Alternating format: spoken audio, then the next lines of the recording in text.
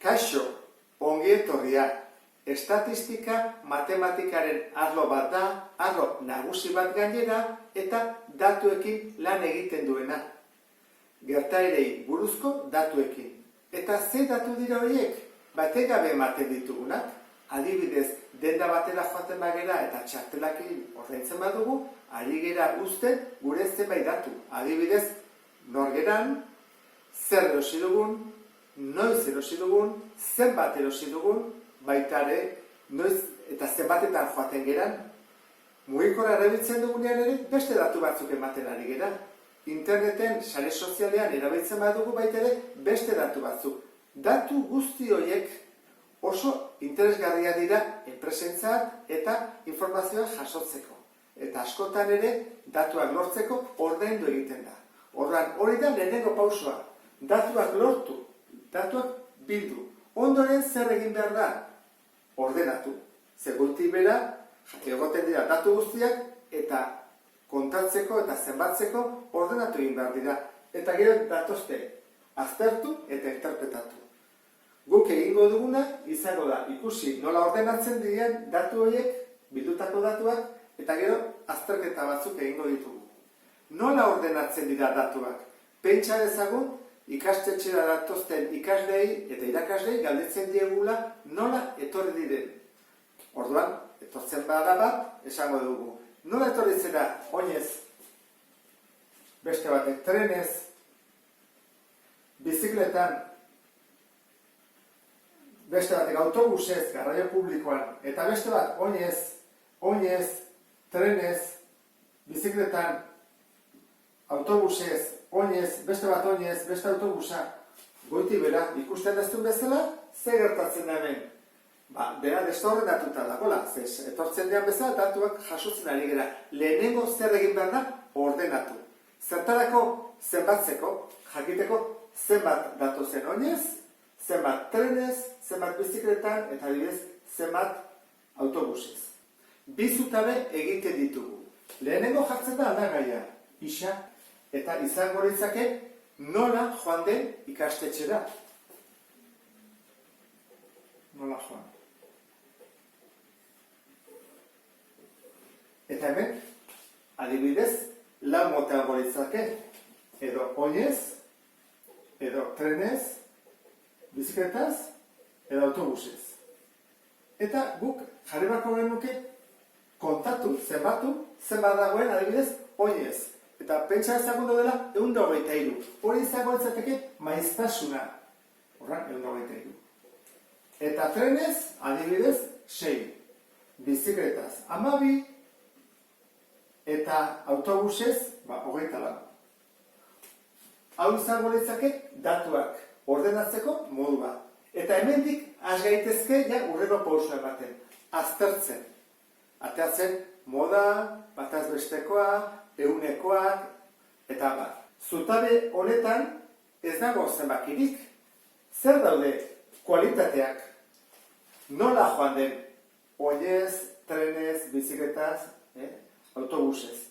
Orduan, hauek dira aldagai kualitatiboak. Hemen azaltzen dialako kualitatea. Adibidez, gertaiteke berdin-berdin galdetzen baldin bada ospital batean amari nongoa den.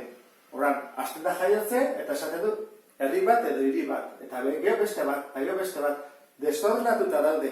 Guk zer egin behar dugu, zenbatu, eta hasten gara jartzen, hiriak eta herriak. Eta horran jartzen dugu, herri bakoitzari, zenbat, hau, jaioren, adibidez, hilabete honetan. Baita izango izateke, kualitatiboa. Ikusten dezu bezala, kualitatiboetan, hemen ez dago zenbakirik, eta hemen bai. Hemen betiago da, ze kontatu egiten ditugu, eta hemen zenbakiak agertzen dira. Baina badaude beste batzuk, kuantitatiboak direnak, hemen ere zenbakiak agertzen direnak. Eta orduan, adibide batekin ikusiko dugu.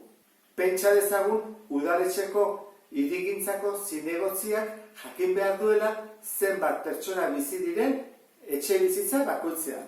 Orduan, bidaltzen ditu langile batzu eta hasten dira datuak biltzen. Joaten dira etxe bizitza batea, eta esaten diote, gu ben 3 bizi gera. Beste batea, gu 2, beste batea, 4, beste batek bat, ni bakarrik bizi naiz, joaten da beste batek, ez da inor bizi, 0. Eta beste batek joaten da, ni 7, hor pertsona asko bizi dira, 2, 3, 1, 4, 5, eta hemen ikusten duzu bezala, ze agertzen dira zenbakiak. Orduan, hau nola ordenatzen da, txikienetik handienera. Ikusi dugu leheno, kualitatiboa direnean, ez da jartzen txikienetik handienera, baina hemen bai zenbakiak daudelako. Orduan, aurkitu behar da, hemen zen den denetan txikiena, 0. Orduan, 0 hasten da, 1, 2, 3, 4, 5, 6, adibidez hemen, 7 arte, 7 da kopuru handiena, hori izango izateke, isa, aldagaia. Zenbat pertsona bizi dira, ezta? Zenbat pertsona. Eta hemen, kontatu beharko nituzke, zenbat etxe daude gutxik, kontatzen dugu, eta adibidez goazen pentsatzea, daudela 52 etxe, edo etxe bizitza gutxik. Eta bat bizi direnak, daudela 7, 58, 73, 51, asbatzea inez, eta hemen. Horan, hau izango izateke, ordenatzea. Zer egin dugu? Bi zutabe jarri, lehenengoa aldagaia, eta gero maiztasuna. Zenbat dagoen bakoitzetik. Mota honetako aldagaiei, deitzen zaie aldagai kuantitatibo diskretua. Eta zergatik diskretua? Ni baldin baditut bi balio, adibidez, 2 bizi direla etxe batean, edo 5, tartean zenbat erantzun dezakete. Edo 3 pertsona bizi direla, edo 4 pertsona bizi direla. 2 balio bakarrik daude, ezin da esan 3 terdi, ezin da esan 4 terdi. Mugatua dago, tartean dauden balioa. Horregatik dira, diskretua. Berdin gertatuko litzateke, galdetu ezkero mugikorretik egunean zenbat mezu bidaldi dituzun. Esan dezakete, 7, 40, 13, baina adibidez 7 eta 10 artean balio batzu daude, edo 8, edo 9, ezin da esan 7 mezu terdi. Horiek dira, esan dugun bezala, aldagai kuantitatibo diskretuak. Zeintzuk dira aldagai kuantitatibo diskretuak ez direnak? Aldagai kuantitatibo jarraiak. Eta zeintzuk dira horiek? Adibide batekin hobeto ulertuko duzu. Pentsa dezagun galdetzen ari gerala, enkesta batean, pertsonen pisua. Orduan, erantzun dezakete, 53 kilo, 60 kilo, 52 kilo. Esan dezakegu, kasu horretan, ni baldin badut 50 eta 52, tartean, bakarri dagoela 51, ez, ze izan daiteke 51,2, izan daiteke 51,3, tartean ez dago balio bakarra, daude balio asko. Horregatik da jarraia. Eta ze gertatzen da adibidez azterketekin berdin, 5 eta 7 artean zer dago? 6 bakarrik? Ez, gehiago badaude, izan daiteke 5,1, 5,75, 6,25, horregatik horiei deitzen zaie jarraia. Eta hau egiteko, bai isa eta bai maiztasuna zailagoa da. Zergatik, lehenengo tarteak definitu behar ditugulako. Egin behar dira. Tarteak eta kontatzen dugu, edo zenbatzen ditugu, tarte batean zenbat dauden, beste batean zenbat dauden, eta beste batean zenbat dauden. Eta ere hortara, hortik ateratzen da isa eta maiztasuna. Pauso bat gehiago egin behar da. Berdin gertatzen da, ditugunean, kuantitatibo diskretu asko.